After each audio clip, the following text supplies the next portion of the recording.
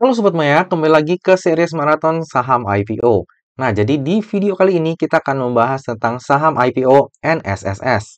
Jadi PT Nusantara Sawit Sejahtera atau NSSS ini didirikan pada tahun 2009 dan merupakan perusahaan holding yang membawahi beberapa entitas anak di bidang hulu perkebunan kelapa sawit. Dengan area perkebunannya itu berlokasi di Kalimantan Tengah. Jadi untuk Nusantara Sawit Sejahtera ini nggak ada produk ekspor ya, semuanya itu kepada customer domestik. Dan produk yang dijualnya itu antara lain adalah CPO, tandan buah segar, dan juga palm kernel. Nah, untuk rekam jejak dari Nusantara Sawit ini kurang lebih seperti ini ya, didirikan di tahun 2009, lalu di tahun 2015 itu memperoleh pembiayaan ataupun bank loan ya dari BRI, dan sisanya bisa Sobat Maya lihat di sini. Nah, untuk pabriknya kayak gini ya Sobat Maya, perkebunan kelapa sawitnya gini. Ya, udah nggak asing lagi ya bagi Sobat Maya ya, karena perusahaan di sektor kelapa sawit itu udah banyak banget di bursanya kita. Nah, untuk lahan perkebunan inti dari Nusantara Sawit ini bisa Sobat Maya lihat di sini ya. Untuk luas inti tertanamnya ini totalnya ada sekitar 26.000 hektar ya. Lalu keunggulan dari Nusantara Sawit ini, itu umur tanamannya itu masih muda Sobat Maya. Rata-rata umurnya itu baru 7 tahun. Kalau kita bicara sekilas tentang bisnis kelapa sawit, kalau misalnya umur tanamannya itu masih muda ya, di bawah 3 tahun, itu kan masih belum menghasilkan ya. Dari 4 sampai 7 tahun itu udah mulai menghasilkan. Dan dari 7 sampai 10 tahun itu biasanya usia maksimalnya untuk produksi dan juga panen TBS. Nah, jadi ini adalah salah satu kelebihan dari Nusantara Sawit ya, yang berarti dalam 2 hingga 3 tahun ke depan, itu produksi dari Nusantara Sawit ini akan masuk ke dalam periode maksimalnya. Nah, bisa kita lihat di gambar berikut ya Sobat Maya, untuk usia dari tanamannya Nusantara Sawit itu jauh lebih muda dibandingkan dengan perusahaan lainnya. Lalu untuk pemegang saham dari NSSS ini, itu ada beberapa orang ya Sobat Maya. Dengan kepemilikan terbesar itu dimiliki oleh PT Mitra Argo Dharma Unggul sebesar 59,11%. Nah, dalam IPO-nya Nusantara Sawit ataupun NSSS ini, itu nggak ada lock-up period ya Sobat Maya. Dengan kata lain, para pemegang sahamnya ini kalau mau lepas kepemilikan sahamnya, itu bisa kapan aja. Lalu ada yang menarik juga dari sisi komposisi pemegang saham NSSS ini. Jika kita telusuri lebih detail, ternyata NSSS ataupun Nusantara Sawit ini itu berafiliasi dengan Samuel Internasional yang merupakan pemegang saham dari Samuel Sekuritas. Jadi dengan kata lain, pemegang saham ataupun pengendali dari Nusantara Sawit ini ya sama juga dengan pengendali ataupun pemegang saham dari Samuel Sekuritas. Dan kalau misalnya kita lihat ke belakang, ternyata underwriter dari Nusantara Sawit ini salah satunya adalah Samuel Sekuritas juga. Jadi lumayan menarik ya Sobat Maya. Oke, kita lanjut ke kinerjanya dari Nusantara Sawit ini. Kalau misalnya kita lihat dari sisi pendapatan, dari 2019 ke tahun 2021, penjualan dari Nusantara Sawit ini selalu meningkat ya. Dan kalau misalnya kita lihat di tahun 2022, hal yang sama juga akan terjadi, yaitu peningkatan pendapatan. Namun jika kita lihat dari sisi laba bersih ataupun bottom line-nya, ini agak sedikit kurang oke ya Sobat Maya. Di 2019 pendapatannya itu sebesar 523 miliar, tapi laba bersihnya bukan laba ya, malah mencatatkan rugi bersih sebesar 240 miliar. Lalu di tahun 2020, ini pendapatannya 746 miliar, tapi hanya berhasil menghasilkan laba bersih sebesar 19 miliar. Nah, di tahun 2021 ini bisa kita katakan puncak kejayaannya dari Nusantara Sawit ya. Penjualannya itu 1,1 triliun dan menghasilkan laba sebesar 245 miliar. Sayangnya, kinerjanya ini kalau misalnya kita lihat per tahun 2022 atau tepatnya di 30 September 2022, sepertinya nggak bisa dipertahankan ya Sobat Maya. Pendapatan dari Nusantara Sawit per 30 September 2022 itu adalah 864 miliar, tapi hanya menghasilkan laba bersih sebesar 64 miliar. Laba bersih ini jauh menurun ya dibandingkan dengan periode yang sama di tahun 2021. Hal ini bisa terjadi karena walaupun penjualannya naik, tapi beban pokoknya juga ikutan naik. Nah, hal ini adalah sebuah tanda yang kurang bagus ya Sobat Maya ya. Besar kemungkinan untuk laba full year-nya di tahun 2022, labanya ini juga enggak akan sefantastis di tahun 2021. Jadi bisa dibilang bahwa Nusantara Sawit ini mungkin IPO di saat yang kurang tepat ya. Kalau misalnya dia IPO di tahun lalu dengan data laporan keuangan tahun 2021, mungkin IPO-nya Nusantara Sawit ini akan jauh lebih menarik. Lalu yang perlu kita perhatikan juga, terlebih bagi Sobat Maya yang mau keep Nusantara Sawit ini dalam jangka waktu panjang, adalah di bagian beban keuangannya Sobat Maya. Beban keuangan dari Nusantara Sawit ini gede banget Sobat Maya. Di tahun 2019, 189 miliar, di tahun 2020 naik menjadi 201 miliar, dan di tahun 2021 juga menjadi 205 miliar. Hal ini adalah sesuatu hal yang kurang oke ya, karena beban keuangannya ini tentu saja akan menggerus laba bersih dari Nusantara Sawit. Dan kalau misalnya kita lihat beban keuangannya sebesar ini, ada kemungkinan ya, dari Nusantara Sawit ini juga bakalan gede. Nanti kita bahas belakangan. Jadi untuk dari sisi kinerja, kalau misalnya kita bandingkan dengan beberapa perusahaan sawit lainnya, kayaknya Nusantara Sawit ini masih kurang oke ya Sobat Maya ya. Terlebih beban keuangannya itu juga besar. Lalu dari sisi pelanggan, ternyata pelanggan terbesar dari Nusantara Sawit ini adalah PT Sinarmas Agro Resources and Technology Tbk, atau kode tikernya itu SMAR ya. Nah, SMAR ini berkontribusi sebesar 73% dari total penjualannya Nusantara Sawit. Kalau misalnya kita lihat dari data ini, udah langsung kayak ketahuan ya Sobat Maya, kurang lebih yang dijual dari Nusantara Sawit kepada SMAR ini ya bahan mentahnya. Jadi Smart nantinya olah lagi. Dan kalau misalnya kita jual bahan mentah, itu pastinya marginnya lebih tipis. Oke, kita lanjut ke struktur IPO-nya. Jadi dalam IPO ini sebanyak 3,5 miliar lembar saham atau mewakili sebanyak 15% dari modal ditempatkan dan di store penuh yang akan ditawarkan kepada masyarakat.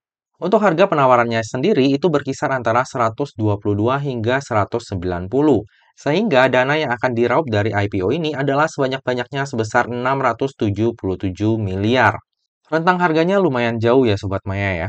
Jadi untuk target perolehan dana IPO-nya itu rentangnya juga agak jauh ya, antara 435 miliar hingga 677 miliar.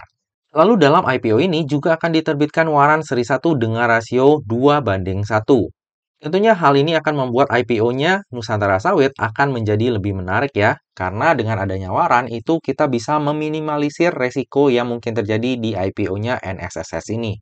BTW sedikit informasi tentang IPO-nya Nusantara Sawit ini Sobat Maya. Jadi di IPO-nya Nusantara Sawit ini, saya ditawarin fixed allotment, dan kemungkinan besar beberapa dari Sobat Maya juga pasti ada ditawarin kan. Saya sendiri pribadi nggak ambil fixed allotment-nya karena rentang harganya lumayan jauh. Jadi saya juga pengen melihat dulu nih nanti harga finalnya di berapa. Lalu kalau sesuai jadwal, kan akan ada 3 saham IPO yang barengan ya. Cuan, NSSS, sama SAGE. Nah, dari pengalaman saya, untuk memantau saham IPO yang banyak, terlebih ada warannya, kayaknya saya tuh nggak sanggup. Jadi, saya putuskan untuk lewatkan aja kesempatan untuk dapetin fixed allotment ini. Nah, kalau misalnya kita bicara tentang fixed allotment, kalau misalnya Sobat Maya yang udah lama di dunia saham ya, pastinya tahu bahwa yang namanya fixed allotment itu nggak sembarangan dikasih ke customer Sobat Maya. Contohnya nih, kalau kita bicara tentang kayak KI ya, ataupun Cipta Dana. Cipta Dana itu nggak pernah kasih fixed allotment untuk customernya, karena ya mereka makan sendiri. Kalaupun misalnya mereka kasih fixed allotment, itu pastinya nasabah priority yang AUM-nya ataupun total dananya di sekuritas tersebut udah di atas 10 miliar. Jadi kalau retail, itu pastinya nggak akan dikasih kesempatan dapetin fixed allotment. Tapi berbeda dengan fixed allotment pada umumnya, di IPO-nya Nusantara Sawit ini, bahkan retail kecil seperti saya itu ditawarin juga untuk fixed allotment. Nah, biasanya kalau sampai retail kecil seperti saya ini ditawarin fixed allotment, itu alasannya biasanya cuma ada dua nih Sobat Maya. Yang pertama, karena dananya itu gede, jadi perlu ada retail yang serap juga. Contohnya seperti Goto, IPO-nya Goto kemarin kan. Nah, itu kan ditawarin juga tuh fixed allotment. Nah, yang kedua adalah biasanya karena memang underwriter-nya itu nggak mau serap full, dan saat ini emang untuk porsi fixed allotment-nya itu belum terisi, jadinya ditawarin juga nih ke customer-customer sekuritas lain. Nah, untuk yang kedua ini contohnya itu misalnya di IPO-nya Cimori, lalu IPO-nya WMUU, lalu juga di IPO-nya TLDN. Nah, apakah berarti kalau misalnya sebuah perusahaan menawarkan fixed allotment kepada customer retail itu udah pasti sahamnya jelek? Ya belum tentu ya. Kita bisa ambil kesimpulan kayak TLDN, ya walaupun itu ada fixed allotment-nya, tapi tetap aja bisa naik kan di hari pertamanya listing. Cuma menurut saya resikonya lumayan tinggi, karena kalau misalnya kita bicara tentang fixed allotment, itu kan porsinya lebih gede ya daripada kita ikut allotment yang di pooling allotment biasa ya, yang lewat eIPO. Nah, apalagi kalau misalnya yang dapetin fixed allotment-nya itu orangnya yang mau hit and run ya, jadi langsung dapat fixed allotment, langsung buang di hari pertamanya listing. Kayak misalnya cuan 3-5% kan itu udah cuan banget bagi dia ya. Jadi untuk fixed allotment sendiri itu ada plus minusnya.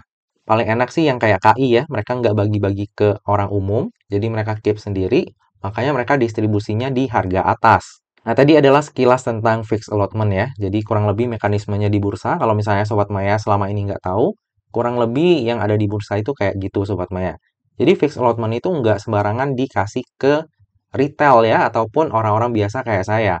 Kalau misalnya dikasih, ya ada dua alasan tadi yang udah saya jelaskan tadi ya Sobat Maya. Jadi nggak seenak itu dapetin fixed allotment. Oke, kita lanjut ya. Jadi nantinya dana IPO tersebut akan digunakan untuk tujuan-tujuan sebagai berikut. Yang pertama itu akan disalurkan kepada entitas anak ya, yaitu PT Borneo Sawit Perdana. Jadi sekitar 29,8%-nya itu digunakan untuk CAPEX. Alasan dan pertimbangannya bisa Sobat Maya baca di sini ya. Lalu sekitar 3,2%-nya itu juga akan CAPEX. Ini lumayan panjang, bisa Sobat Maya baca di sini juga. Lalu sekitar 9,4% itu digunakan untuk modal kerja. Lalu yang kedua adalah untuk entitas anak Bina Sarana Sawit Utama. Nah, itu sekitar 47%-nya untuk CAPEX juga. Lalu yang ketiga, untuk entitas anak PT Prasetya Mitra Muda. Nah, itu rinciannya sekitar 10,6% itu akan digunakan untuk modal kerja. Nah, untuk penggunaan dana IPO-nya ini bagus ya Sobat Maya, benar-benar dipakai untuk perkembangan usahanya dari Nusantara Sawit. Dan tentu saja hal ini berpotensi untuk meningkatkan kinerjanya Nusantara Sawit di masa mendatang. Lalu yang akan menjadi underwriter dari IPO-nya Nusantara Sawit ini ada 4 ya Sobat Maya, yaitu BRI Dana Reksa Sekuritas ataupun OD, lalu ada juga Mirai Aset Sekuritas ataupun YP, lalu ada Sukor Sekuritas yaitu AZ, dan juga Samuel Sekuritas Indonesia yaitu IF. Nah, seperti yang udah kita bahas sebelumnya, IF ini terafiliasi juga ya dengan Nusantara Sawit ini. Kalau kita lihat dari sisi historical underwriter, untuk AZ ini ya sebenarnya di tahun 2021 ke bawah lumayan jelek ya, karena dia itu selalu buang di hari pertamanya listing. Tapi mulai di IPO-nya Mora, itu lumayan oke nih Sobat Maya, bisa sampai 2 kali arah. Nah, AZ ini juga akan mengawal IPO-nya Hill nanti, jadi kita bisa lihat nih, nanti AZ di IPO-nya Hill bakalan buang di hari pertamanya listing atau enggak nih. Lalu yang kedua adalah YP. YP ini sering banget mengawal saham IPO. Di tahun 2023 itu udah ada saham IPO yang dikawal yaitu BMBL. Nah, BMBL ini di papan akselerasi dan terakhir itu ARB sampai 6 kali. Lalu selanjutnya ada OD. Nah, OD ini biasanya mengawal saham-saham IPO dengan dana jumbo ya. Itu ada CBUT, Beli, dan juga terakhir itu PGEO. Nah, untuk CBUT itu berhasil 1 kali arah, lalu Beli itu close hijau, dan PGEO ini close kuning. Lalu yang terakhir adalah IF. Nah, IF ini jarang ya mengawal saham IPO, dan biasanya kalau mengawal saham IPO itu juga joinan, belum pernah jadi underwriter tunggal nih. Nah, untuk IF sendiri itu di tahun 2021 ada mengawal WMUU, itu berhasil 2 kali arah. Lalu PGEO itu close di zona kuning juga ya, sama kayak OD ini. Nah, jadi kalau misalnya kita lihat dari sisi underwriter, ya sebenarnya biasa-biasa aja ya sebenarnya. Ada yang merah, ada juga yang hijau, ada juga yang ARA. Tapi ada juga yang ARB. Terlebih kalau misalnya IPO jumbo dan banyak underwriter seperti ini, ya sebenarnya nggak terlalu pengaruh ya untuk historical underwriternya. Karena ya bisa jadi malah timpuk-timpukan di hari pertamanya listing. Jadi dari sisi underwriter untuk IPO-nya Nusantara Sawit ini ya kita bisa bilang bahwa netral lah ya. Jadi dari sisi underwriter, kalau misalnya kita lihat dari jumlah dananya, terus jumlah underwriternya, ya bisa kita bilang bahwa di IPO-nya Nusantara Sawit ini netral lah ya. Oke, selanjutnya kita lihat laporan keuangannya. Kalau kita lihat dari sisi aset, cenderung udah stabil ya Sobat Maya. Di 2019 itu 2,7 triliun, di 2020 juga 2,7 triliun, dan di tahun 2021 naik menjadi 2,9 triliun. Sementara dari sisi liabilitas, ini juga cenderung stabil ya. Di tahun 2019 2,4 triliun, di tahun 2020 juga 2,4, di tahun 2021 juga 2,4, dan di tahun 2022 itu ada sedikit pengurangan menjadi 2,3 triliun. Nah, kalau misalnya kita lihat dari sisi liabilitas ini langsung kelihatan ya Sobat Maya bahwa utang bank dari Nusantara Sawit ini sangat besar ya Sobat Maya. Bahkan total liabilitasnya ini didominasi oleh liabilitas jangka panjang utang bank. Makanya nggak heran ya kenapa beban keuangan dari Nusantara Sawit ini gede banget. Nah, Nusantara Sawit ini harus hati-hati juga Sobat Maya. Kalau misalnya dia nggak pandai-pandai ya menjaga likuiditasnya, wah ini lumayan bahaya juga. Takutnya ada gagal bayar nantinya. Cuma untuk saat ini masih aman ya untuk dari sisi liabilitasnya karena jumlah hutang banknya itu masih didominasi oleh hutang bank jangka panjang. Lalu jika kita lihat dari sisi ekuitas, ya ekuitasnya ini ternyata untuk saldo labanya itu walaupun di tahun 2022 kalau kita lihat udah mulai cuan-cuan-cuan, ternyata masih defisit nih Sobat Maya untuk saldo labanya. Jadi walaupun kita lihat dari sisi ekuitas ini lumayan menarik ya, naik dari tahun ke tahun, tapi untuk saldo labanya itu ternyata masih defisit. Kalau misalnya kita lihat di tahun 2022 ternyata dia masih kurang oke ya, mungkin akumulasi ruginya ini hanya berkurang sedikit ya. Nah, bagi Sobat Maya yang konsen terhadap daftar efek syariah, jika kita lihat dari sisi rasio hutangnya, maka kemungkinan besar Nusantara Sawit ini enggak akan masuk ke dalam daftar efek syariah. Karena dari sisi rasio hutang, ini lebih besar ya daripada rasio yang dipersyaratkan untuk masuk ke dalam daftar efek syariah. Oke, selanjutnya kita lihat ke bagian valuasinya. Nah, di tahun 2021, valuasi Nusantara Sawit secara PER ini lumayan bagus ya, di 15,6 kali. Sementara PBV-nya itu kurang oke, di 6,87 kali. Namun di tahun 2022, itu PBV-nya jadi lebih baik, menjadi 3,47 kali. Tapi PER-nya itu naik signifikan ya, menjadi 52,47 kali. Dan hal ini agak kurang bagus nih Sobat Maya. Lalu nantinya jika Nusantara Sawit ini listing di harga tertingginya yaitu di 190, maka market cap-nya itu akan berada di 4,5 triliun. Nah, karena rentang harga penawaran dari Nusantara Sawit ini lumayan jauh, maka saya coba buatkan valuasinya juga kalau misalnya dia listing di harga terendahnya ya, yaitu di 122. Nah, jika Nusantara Sawit ini listing di harga terendahnya yaitu di 122, maka PER-nya itu menjadi 33,69 kali dan PBV-nya menjadi 2,74 kali. Sementara market cap-nya berada di 2,9 triliun. Nah, jadi kalau misalnya kita lihat dari sisi rentang harga, kalau misalnya Nusantara Sawit ini listing di rentang harga yang lebih rendah, nah itu menurut saya lebih menarik ya Sobat Maya karena valuasinya juga jadi lebih bagus. Lalu coba kita bandingkan valuasi dari Nusantara Sawit ini dengan perusahaan di sektor yang sejenis ya. Di sini saya ambil contoh TAPG, STAA, TLDN, dan juga ANJT. Nah, ANJT ini baru viral ya, karena ada hubungannya dengan Lokeng Hong nih terakhir ya. Nah, kalau misalnya kita lihat dari sisi PER, Nusantara Sawit ini PER-nya mahal banget ya kalau misalnya kita bandingkan dengan perusahaan di sektor sejenis. Tapi kalau misalnya kita lihat dari sisi PBV, kalau misalnya nantinya Nusantara Sawit ini listing di harga terendahnya, itu masih bisa bersaing ya secara PBV ya. Lalu kalau misalnya kita lihat secara market cap, ya emang ya Nusantara Sawit ini memang lebih rendah dibandingkan yang lainnya. Tapi kalau misalnya kita lihat secara valuasi, ya memang ANJT ini yang paling oke ya. Secara PER oke, PBV oke, bahkan market cap-nya juga lebih rendah ya dibandingkan dengan Nusantara Sawit yang misalnya listing di harga terendahnya. Kalau kita bicara tentang saham IPO, tentunya akan berbeda ya. Kita nggak bisa bandingin valuasinya seperti ini, karena untuk perusahaan IPO banyak variabelnya, terutama untuk momentum jangka pendek. Nah, dari tadi udah banyak hal yang kita bahas, sekarang tiba juga kita ke bagian kesimpulan. Kesimpulan yang pertama, beberapa waktu ini harga CPO sempat naik lagi ya, begitu pula harga dari saham-saham di sektor CPO. Hal ini bisa aja menjadi sentimen positif untuk IPO-nya NSSS. Secara kinerja, tahun 2021 menjadi puncak kejayaannya NSSS. Namun, di tahun 2022, kinerjanya jauh menurun ya. Walaupun pendapatannya naik, tapi laba bersihnya turun signifikan. Dan perlu diperhatikan juga untuk beban keuangannya. Kesimpulan yang kedua, valuasi NSSS ini cenderung mahal ya untuk ukuran saham IPO. Apalagi jika dibandingkan dengan perusahaan di sektor sejenis. Untuk tujuan penggunaan dana IPO-nya lumayan bagus, sebagian digunakan untuk ekspansi usaha yang tentu saja akan berdampak positif terhadap kinerjanya NSSS di masa mendatang. Cuma NSSS ini juga harus mempertimbangkan ya rasio hutangnya yang besar, karena beban keuangannya tentu aja akan menggerus laba yang dihasilkan.